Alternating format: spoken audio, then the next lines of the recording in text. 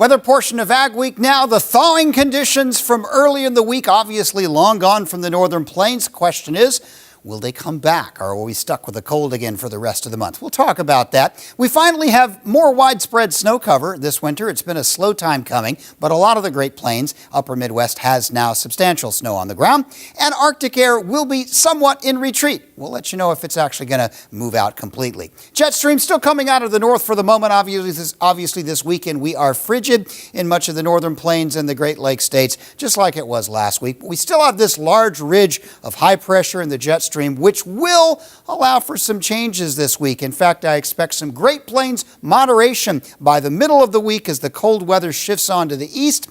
And then we're going to get a much weaker kind of a split flow pattern later on in the week, which will likely keep the really cold air bottled up. There may be a brief intrusion of colder weather again this weekend, but the really cold stuff will stay northerly, and I don't think it'll stick around very long. By early next week, I do expect the ridging to begin building back. We'll get some cold weather in the northern Rockies. The Great Plains won't be that bad. Kind of in and out, probably a lot of frontal activity. Canada is going to be really cold, but a lot of the United States will not be as cold as it was over Christmas and the New Year.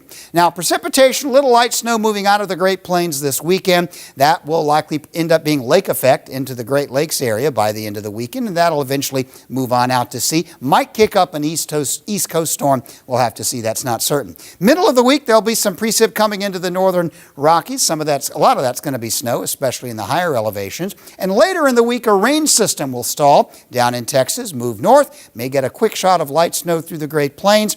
And by the weekend, looks like a good chance for some rain mixed with snow, some of that ice over the northeastern states. But with a flatter resolution of the jet stream, by a week from now, we're actually going to be looking, I think, at somewhat milder, generally drier weather. There will likely be another round of snow in the Rockies and some rain coming into the Pacific Northwest, but overall, looking for less precipitation in the Great Plains. Meanwhile, down south, starting to look at some pretty significant showers and thunderstorms over the southern part of Brazil and down into the northern reaches of Argentina. But once you get down into central and southern Argentina, it's a very dry weather pattern. And you probably heard about the record heat in southeast Australia last week. It's still very hot and dry there.